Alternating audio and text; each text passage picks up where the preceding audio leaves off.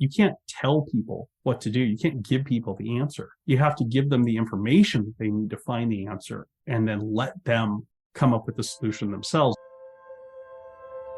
Welcome to the Unlearn podcast, where host Barry O'Reilly seeks to synthesize the superpowers of extraordinary individuals to think big, start small, and learn fast.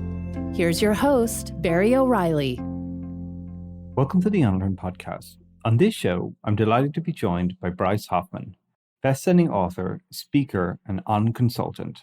Yes, he believes in the power of individuals to transform companies and cultures through great leadership and applied critical thinking.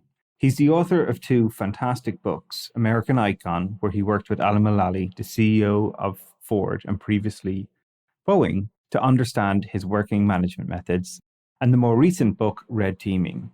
He's one of the world's foremost experts in decision support, revolutionary methodologies inspired by the US and intelligence agencies to deal with complex, rapidly changing worlds. It's a pleasure to know Bryce. He's also a fellow nobody. I'm excited to see what we're going to build together in Nobody Studios. But for now, let's figure out how his journey got started. It was when I was finishing my first book, American Icon. You know, Barry, what the writing process is like. You're sending chapters as you finish them to your editor and to your publisher and getting feedback. And this was my first book. I'd never written a book before. I was behind massively on my deadline. I'd taken a year off from my job at the Detroit News. I had a year's leave of absence that was rapidly running out. Deadlines looming. Deadlines looming. Exactly. And as I started to send the meatier chapters in to my editor at Random House, he called me and he said, I hope you're thinking about what the consulting practice you're going to launch around this book is. I said, what? I said, I'm trying to get the damn book finished. You know, what are you talking about? I'm not a consultant. I'm a journalist. And he's like, look, I'm going to tell you right now, when people start reading this book, they're going to want to implement the ideas in this book. And when they want to implement the ideas in this book, they're going to call you and ask you to help them do that. And I was just like, leave me alone and let me finish the damn book, because I have 10,000 words to write today. Yeah. Exactly. Yeah. I was so stressed. People push back when I've told them this, and they said, oh, surely you wrote the book because you knew it was going to lead to a big consulting practice and blah, blah, blah. And absolutely not. I was trying to tell a story. My first book was about the turnaround of Ford Motor Company, the leadership of Alan Mulally. And I just thought it was a great example for businesses to learn from. And I thought that the story was my way of sharing that example. But he was right. And when the book came out, almost immediately, I started getting calls from companies saying, hey, we read this book. Can you come and talk to our leadership team about these ideas and stuff? And then they go and talk to the executives at XYZ Corporation about this. And then they'd say, hey, can you help us implement these ideas? And next thing I knew, I was quitting my job at the Detroit News and starting a consulting practice. But I was totally unequipped to do this because I hadn't planned for it. I hadn't thought about what it meant to do this. And so I kind of found myself jumping into the deep end of the pool without knowing how to swim and paddling furiously to keep my head above water initially.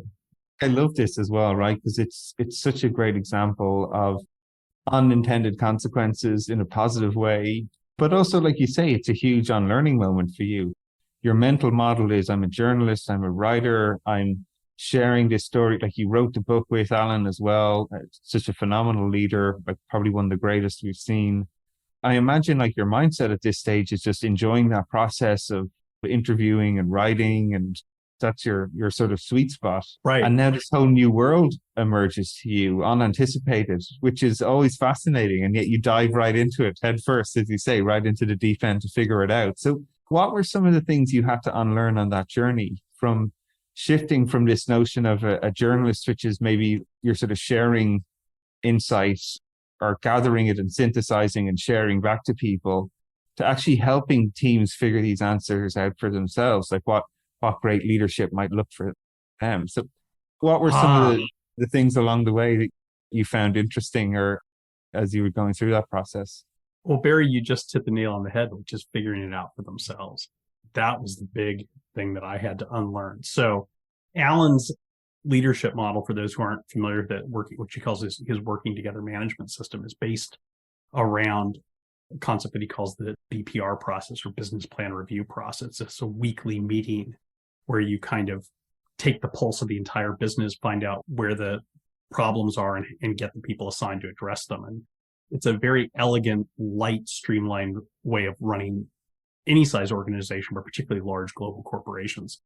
Anyways, the very first company that hired me to help them implement this system, which was a Fortune 15 company, and they picked one division to roll it out in. And they said, "Oh, this is great. Can you help us implement Alan's management system here?" And I said, "Absolutely." And so the president of this business unit assigned me one of his vice presidents to work with, and gave me 3 months. And she and I had tons of meetings in which we talked about what were the challenges and opportunities the organization was dealing with. How does the business work? What are the key things you need to understand about the business? Really getting into how the sausage was made. And then I was like, now I'm going to build them a beautiful PowerPoint. Beautiful picture. Because Alan's system relies on every executive has a set of slides that they deliver. So I was going to build their slide decks for them. I was so infatuated with this concept because the Ford slides at the time, Alan, they were pretty rudimentary. And I was like, I'm going to make these beautiful. I'm going to make them look gorgeous, and they're going to be beautiful, and they're going to be I'm going to improve on his model. So we spent 3 months. We built the 100+ slides that would be divided up amongst all the members of the management team to fill out. And I trained the president and how to lead the meetings and all this stuff. And then he had his kickoff meeting, and I was so proud of myself. I was so excited to hear how he did. And we had a call scheduled, and after action review scheduled the next day. And I called him up and I said, "So how did it go?" And he said, "It was a friggin' train wreck." and I said, What? He said, "I've got half of my direct reports threatening to resign. I had one person already come into my office and quit over this. And I, talked him off the ledge. Everybody's upset." And he said, "We need to get this sorted out." So at the time, Alan was still CEO of Ford. He's been a tremendous mentor to me and a tremendous friend. And so I called Alan up in Dearborn, and I said, "Alan, what did I do wrong? I did everything the way that I learned from you. I captured all the different aspects. I tracked everything back to the plan. I did all of the things I learned from you, and it was a disaster." And he said, "What did you just say?" He said, "You did." And I said, "Yeah, I did. I did this for 3 months." He's like, "But you did it. They didn't do it." And I was like, "What?" And he said, "Look, Bryce," he said, "when I came to Ford from Boeing," because he'd been the president of Boeing before he famously came over and saved Ford. He said, I could have brought the slide decks from Boeing and just passed them out, and given the CFO of Ford the CFO's deck from Boeing, and the head of manufacturing's deck from Boeing, and told him, just erase airplane and put car and fill these out." He said, "But the same thing would have happened as happened to you." He said, "People would have been upset. They would have resented this intrusion into their leadership." He said, "I explained the concepts to them and then asked them to tell me what was the important things that they needed to track about their part of the business." And he told me if they don't build it themselves, and this goes in, Barry, to the whole concept of adult learning. This was my big takeaway from this. Yeah, huge. You can't tell people what to do. You can't give people the answer. You have to give them the information that they need to find the answer, and then let them come up with the solution themselves. So I went back and I said, "We're going to start over on this.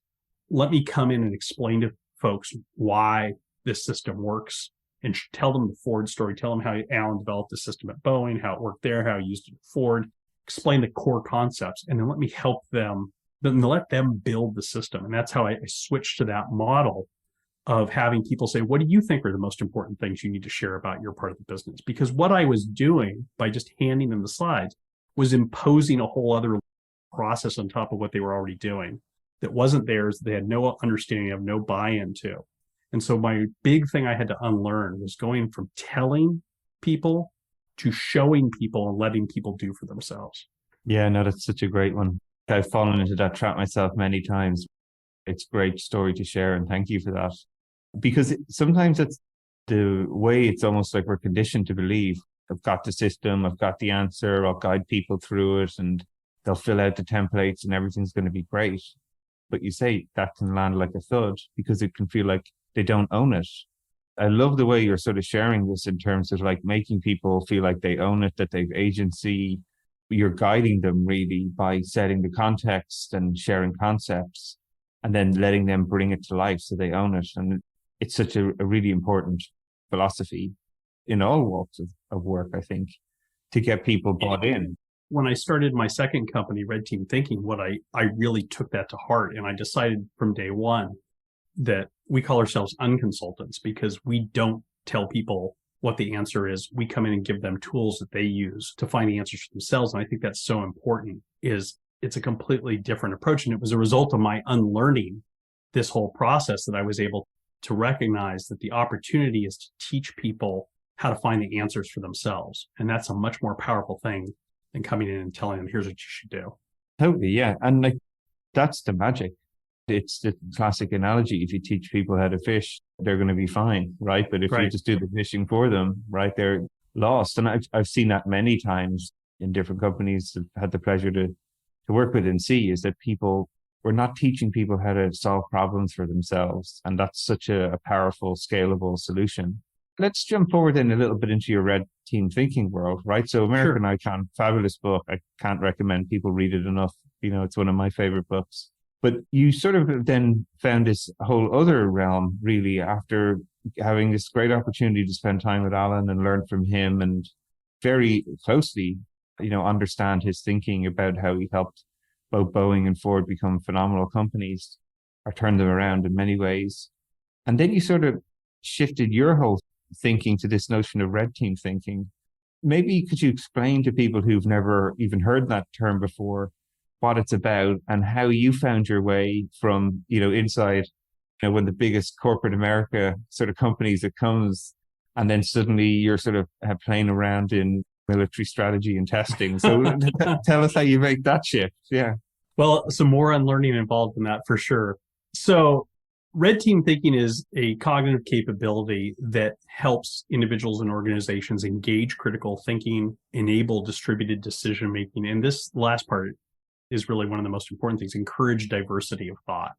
And all of these things are done to help people make better decisions faster in the complex world that we live in today, because a lot of the tools that we've learned in business school or wherever were really not well suited for this. There's a term the military uses called VUCA, volatility, uncertainty, complexity, and ambiguity world that we live in today and operate in today. It seems like a big jump, but it was really actually a natural evolution for me. Because what happened, Barry, is as I started helping companies implement Alan's management system, I realized there was an important element missing in what I was doing, and that was Alan. And that might seem like a no-brainer, but when I say what was missing was Alan, I don't mean the charismatic CEO, which Alan definitely was, and that's one of his superpowers. One of the things that I realized was another one of Alan's superpowers is he was one of the best, for lack of a better term, what I would call constructive contrarians I've ever encountered. So Alan was constantly asking why. I'll just share a short story that really exemplifies this. His very first week at Ford Motor Company, they'd assembled every car and truck they sold worldwide in a big design studio because he wanted to see what the product lineup looked like. And the engineers and the designers, senior engineers and designers at Ford thought this was kind of going to be a kind of a little warm, fuzzy event where they were going to get to show off their wares and, meet the new boss. And he walked in and they said, oh, Mr. Milan, here's the F-150. It's the best-selling vehicle in the United States. And he said, where's the Taurus? Now, this was 2006, and Ford had just discontinued the Taurus 6 months before. And so one of the engineers said, oh, well, it's not here, Alan, because we discontinued it 6 months ago.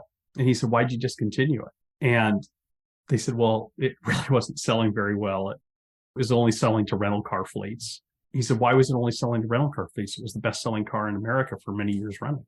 He said, well, we stopped investing in it and moved on to other things. Why'd you stop investing in the best-selling car in America and move on to other things? And the engineer who was telling me the story said, this event in the space of 5 minutes went from being this kind of meet and greet to one of the most intense sessions he'd ever had in his career. Not because Alan was being a jerk about it, but just because he kept asking why.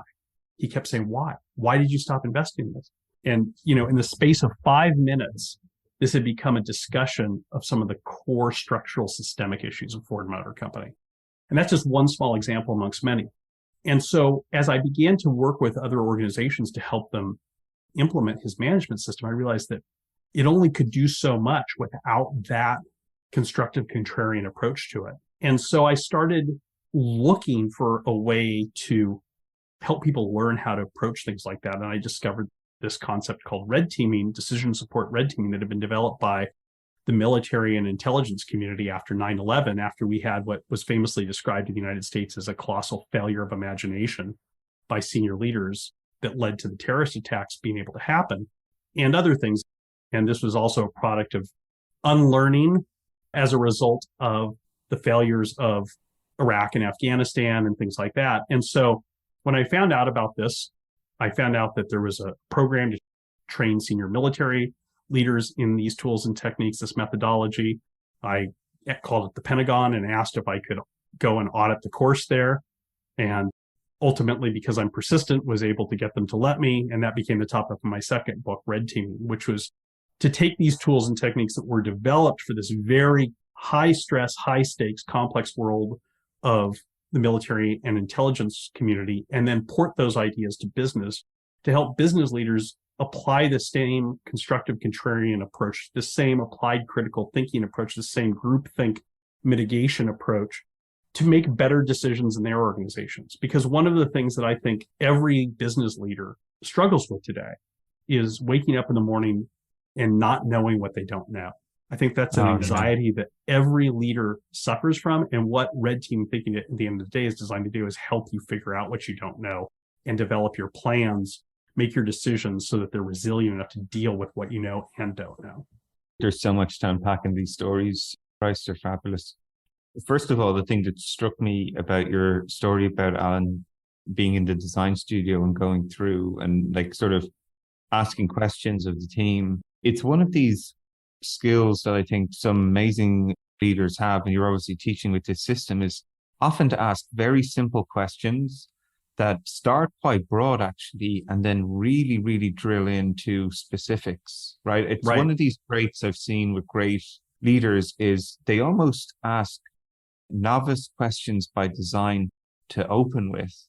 So they really get this breadth of understanding of information about like, why are we doing these certain things? What's the company about? But literally within 2 or 3 steps, as you even described in your story, suddenly you're at the real heart of some of these really deep issues about how the company is operating, the culture. There's great tells about why did we stop investing in the best-selling car in the US? We're probably selling fleets to a rental company. So why did we do that? And often people won't have the answers, and that's okay. But it's really interesting the process to go through. That's fascinating to hear you talk about that.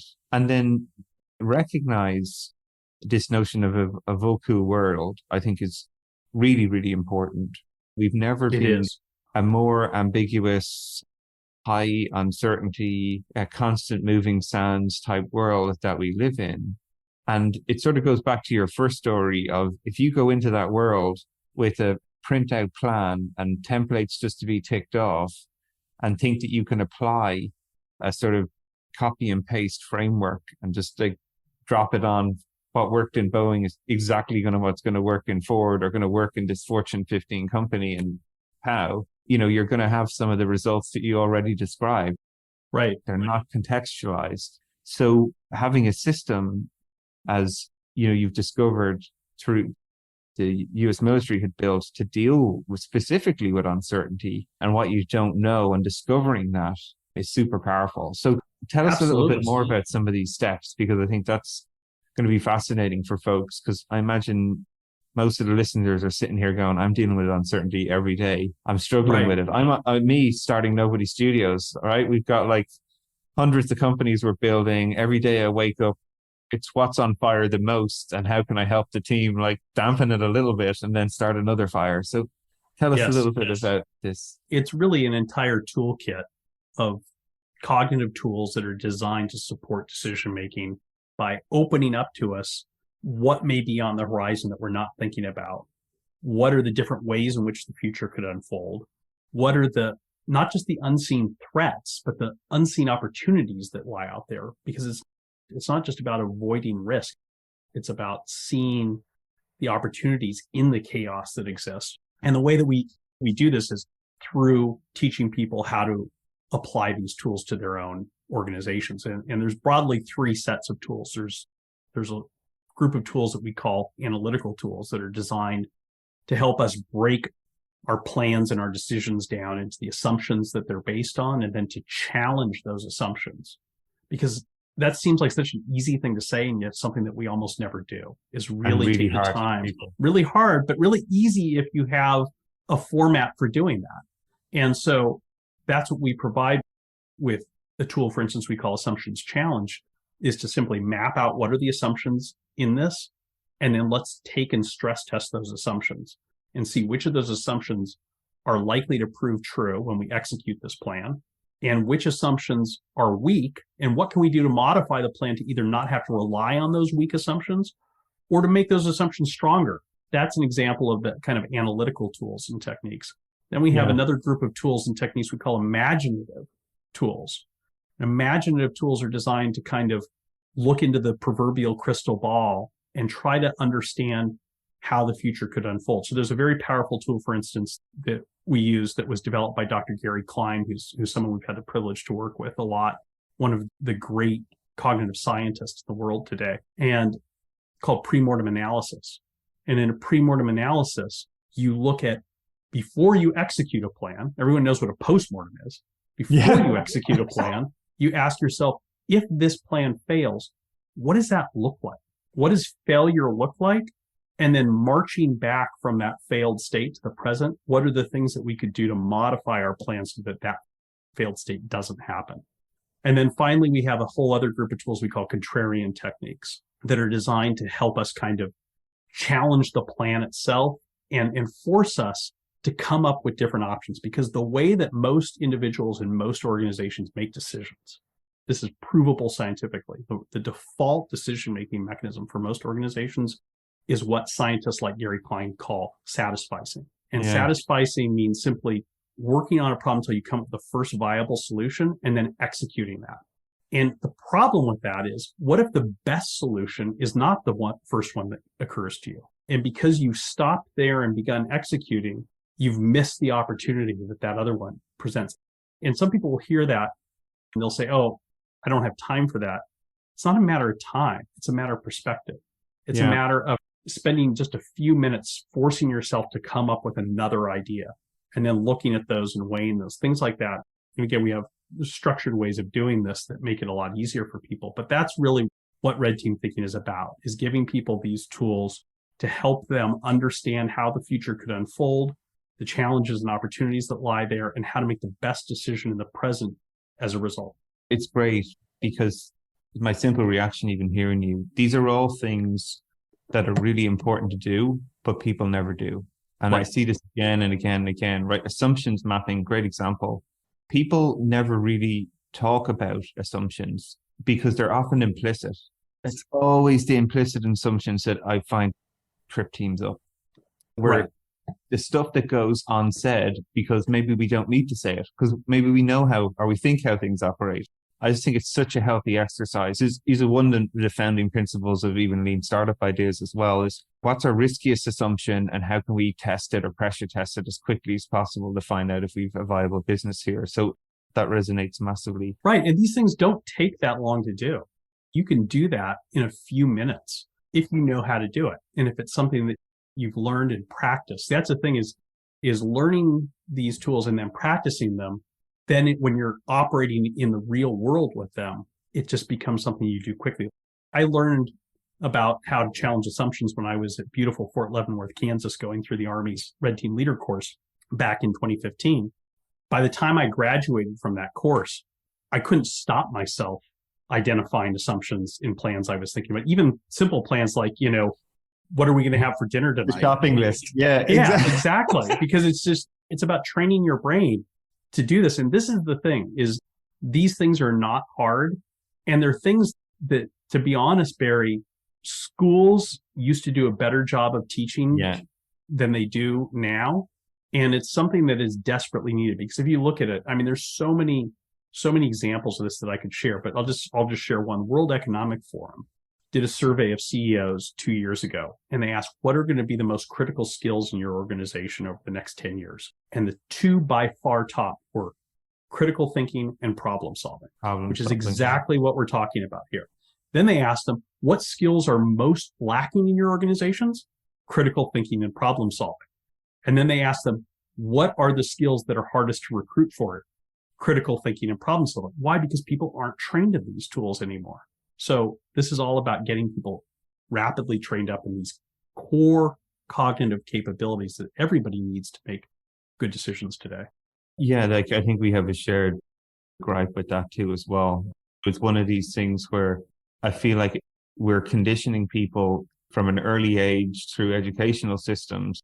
I'm not blaming the education system here, but it's just we start the process of the success is knowing the answer, getting the right answer. The 2 + 2 is 4. I know it's 4 because I learned my 2 timetables, a very structured way to like repeat or regurgitate information. There's no critical thinking involved there. There's no like figuring it out. And this, I think it's one of the reasons why Sir Ken Livingstone's TED Talk is the most popular of all time, is that he calls out this notion that we're not teaching people how to think critically, how to do the hard work of figuring out the answers for themselves. We're handing them the 100-page slide deck and saying, I'm going to test you if you can regurgitate everything's on the 100 slides that I just handed you. And that is correct. Not this notion that you even talked about at the top of the show of giving people guidance, inspiration, context, and then letting them go populate whatever their slides are. We're not doing that. We're teaching people to regurgitate information. And it's a real frustration. I see it all. I am going to blame the education system on that, though, because the education system, particularly in the United States, has shifted to teaching to the test. You incentivize the behaviors for better or worse. And if you're judging your teachers on how well their students do on standardized tests, then you're not incentivizing them to teach students how to think for themselves. You're teaching them how to take a standardized test. I'll be honest with you. I just gave a presentation at Whitehall in the UK a couple of weeks ago. It was a closed door session to 30 top government people, no cameras, no names type of thing. And someone asked me from government, what is the most important thing we could do to promote red team thinking? And I said, honestly, forget about red team thinking. The most important thing that you could do, as in you people run the British government, is you could make applied critical thinking, basic critical thinking part of the secondary curriculum again, because it should be, and it should be taught widely, and it would benefit the entire nation if you got this back in the curriculum again. Yeah. Can't disagree with that, because it shows up again when we get into corporate world, is that teaching to the test or playing to the test is people only will do things that they know they're going to get the right answer for. They don't take risks. They're afraid to be wrong, because if they don't have the answer, their perception is how will they be treated, because they're used to getting everything right and not taking any risk. They're only put their hand up when they're sure they have the answer. And what I find as well is the most innovative companies, the people might necessarily know the answer, but they've great systems to figure out what the answer might be. And they'll try things, and some of those things will work and some of those things will not work. And they'll take both the information and use it to take another opportunity, to take another chance and try something differently. And that's actually how innovation happens, is absolutely a process of trying, learning what works, what didn't work, iterating, improving. And being able to fail. If you don't have the ability to fail, you're never going to take the risks that are required to have real innovation. How many planes, how many prototypes did the Wright brothers fly and crash before they actually flew a Kitty Hawk? It's amazing, because you have to be able to make those mistakes. And good companies are good at letting their R&D teams do stuff like this. But you know what that very few companies are good at is letting their leaders do this. You know, people say there's so many bad leaders in the world. When people say that to me, one of the things I remind people is, yeah, you have things like the Peter Principle and people getting promoted beyond their skill set for sure. But there are very few people who don't fall into that dark triad.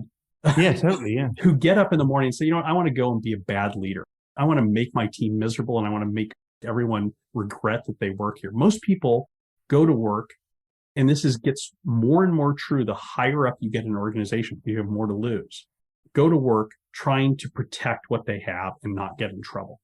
To your point, to shab the right answers.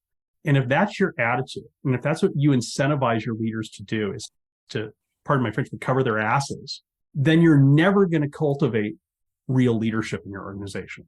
Because real leaders aren't just worried about covering their asses. They're worried about enabling their teams, solving problems, innovating. And you can't do any of those things if your primary concern is protecting your own career. Yeah, I couldn't agree more. And I have to live this daily. When we're trying to build nobody, I don't know the answers. I'm positive I don't know what the answers are to build a company we need to build for it to be successful. And actually, sometimes I find just sharing that with the team, saying, I don't know the answer. Do you know the answer? Or why don't we figure out a system to figure out how we build this thing? You can almost see on people's faces like the relief that they're like, great, right? It opens up curiosity. It opens up the team to volunteer more things. Or what if we try this? Or how quickly could we learn if that works or not? And it sort of ties a little bit to your pre-mortem idea, again, which is, I think, another fabulous idea, is getting people to think about, what if it goes wrong? What if it goes right? Asking those questions actually before you execute is fascinating, because it sort of starts giving people, again, another set of assumptions about, if we're successful here, what could that look like? Which nobody thinks about. Absolutely, right? And invariably, you find is people start talking about behaviors or signals that you can then start to use to look out for, to say, well, it's probably not working if 40% of our customers don't start using the application within the first month. Suddenly you've got these metrics that you can actually use to start guiding, to say, well, if we're going in that direction, that we're talking about, that's not the path we want to go. Versus if something goes right and you start to see those early indicators, it gives you confidence to double down on the strategy you've chosen. It's such a healthy exercise to do, as you're describing, that doesn't take that long, but is very, very valuable, and yet it's never done. We just sort of come up with a plan and say, yeah, let's execute. And no one talks about what are the guide rails, what tells us we're on the right path, the wrong path. So it's really fascinating, again, to even hear that as a tool that's instituted into this system. It is, but I want to come back to something really important you said, Barry, a few minutes ago, which was the idea that you sharing with your team that you don't have the answers. That's real leadership. See, I think most leaders come in telling people what to do because they're insecure, because they're weak leaders, actually, and they don't have the confidence that they're in the position that they deserve to be in. And the way that they deal with that insecurity is to dictate, is to tell people what to do. They feel like they need to have all the answers. And I'll tell you a story, true story here. When Alan retired from Ford back in 2014, not surprisingly, CNN and a bunch of other news outlets called me to do shows about looking back at his career. And it was in New York, and I was on Maggie Lake's show on CNN. Great interviewer, great journalist. And we recorded a conversation about Alan and his legacy and what he brought to Ford and Boeing. And when we were done, we weren't filming anymore and they were unmiking me and such. She said to me, I've probably had the CEOs of half of the Fortune 100 in your chair right there over the past however many years. And I've never met anyone like Alan Mulally. And I said, yeah, he's one of a kind. And we started talking about how needed his type of leadership is. And she said to me, why do you think there are so few Alan Mulallis in the world? And it's one of those things, Barry, where sometimes somebody asks you just the right question in just the right way. And it's breaks the entire ice on the river and everything flows out. Because I'd not thought about this before, but without even thinking, I said, because there's so many Jack Welches in the world. And I'm not joking. She literally sat back down in her chair and she said, oh my God. She said, you are so right. And we spent the next half hour until her producer was like, we got to record something else. You got to go to the next. Talking about the fact that Jack Welch created this model of leadership, of being the guy who comes into the room, and it was almost always a guy who comes in the room, blowing stuff up, shooting from the hip, all of his slogans, and stuff. who's got the big ideas, the big picture, and that the job of the CEO is to be that rock star who comes in and just dazzles everyone. Yeah. But then you look at what happens, and I said this in 2014, look at what's happened in the past few years.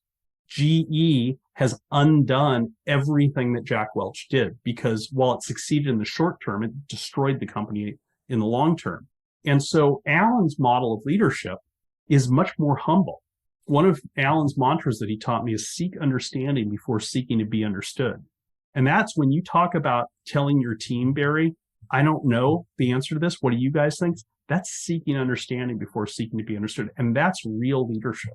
It's a great reminder, and thanks for highlighting that as well. It goes back to this point, even your example of sitting in that design studio again. It's like, how can you make a decision if you don't have all the information or the best information you can get?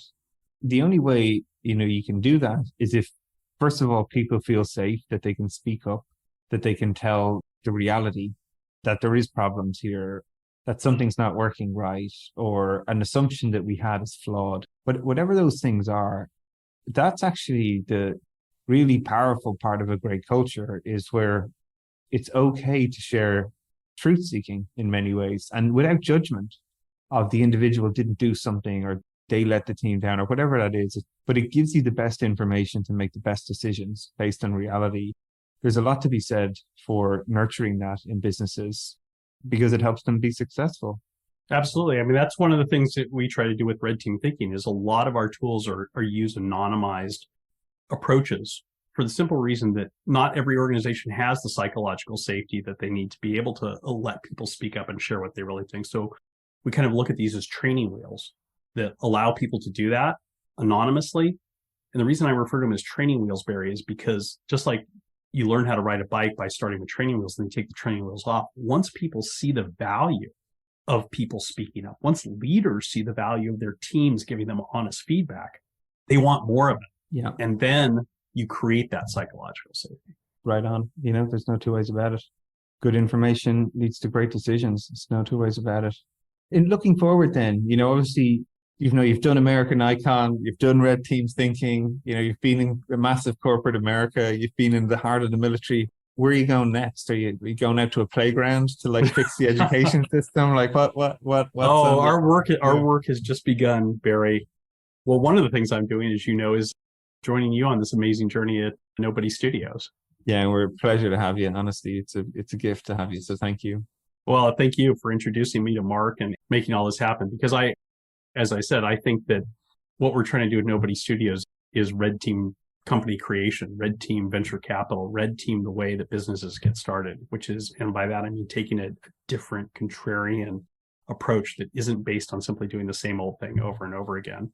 So that's one thing I'm doing. But, just on the Red Team thinking front, it's amazing to me. We're growing in ways that I never would have expected. And we're growing through people coming to us and saying, hey, can you help us? And so I'll give you one example. That's something I never in a million years would have thought I would be doing, is we're working with federal fire agencies in the United States, National Park Service, U.S. Forest Service, the teams that are responsible for coming in during these mega fires, where you've got, in many cases, crossing state lines and stuff, where you've got sometimes 100,000 people fighting the fire from federal, state, local, county, municipal fire agencies, all coordinating together, sometimes the military supporting all these things, and teaching them how to use these tools and techniques, how to make life and death decisions on the fire line, about where to deploy resources, how to work together effectively with all these different agencies. And that's not something that we ever set out to make part of our business, but it's because people came to us and said, hey, we heard about this, we've read your book, we'd like to apply this. And now we've got a great fire leader who's really well respected nationally, Jason Coyle, who's leading our efforts in that. So we're really growing in areas. I would hate to predict what's next. Yeah, why should you? Yeah, exactly. Right. Yeah. Let it ride the wave. That's the way to do it. It's fabulous. I mean, we're working with the Ukrainians right now to try to help them figure out how to train people who were school teachers and accountants 3 months ago how to be combat leaders. How do you develop a training program that gives them the tools they need to make good decisions under this incredibly high stress environment that they never thought they'd find themselves in?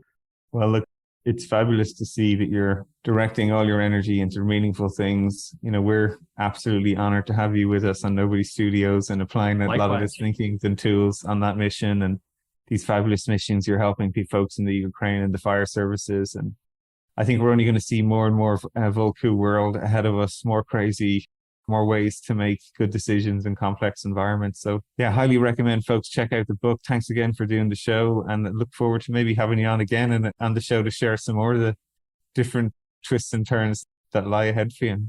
Always happy to. I love talking with you, Barry. Hey everyone. I hope you enjoyed that show, but I'm even more delighted to share the exciting news. I've recently co-founded a new venture studio named Nobody Studios. Now, Venture Studio is a vehicle for the rapid creation of new companies, from ideation to acceleration and growth. And our purpose at Nobody Studios will be to de-risk pre-seed stage business ideas. We'll do this by minimizing the time, speed, and capital involved in validating truly repeatable and scalable business models before any significant venture investment. We've an audacious goal to start 100 compelling companies over the next 5 years, and who knows how many beyond that. So if you're interested in radically changing the way work is done, how products are created, companies built and funded, even democratizing the wealth creation and how returns are distributed, this could be the business for you. We're looking for talent, capital, and influence. If you wish to contribute any or all of these, just get in touch. You can follow us on nobodystudios.com, on our LinkedIn page, all the social media accounts, or simply my newsletters and what I'm sharing. We'll be launching a truly innovative crowdfunding campaign, and I'd be honored if you'd be willing to join us on this journey and become a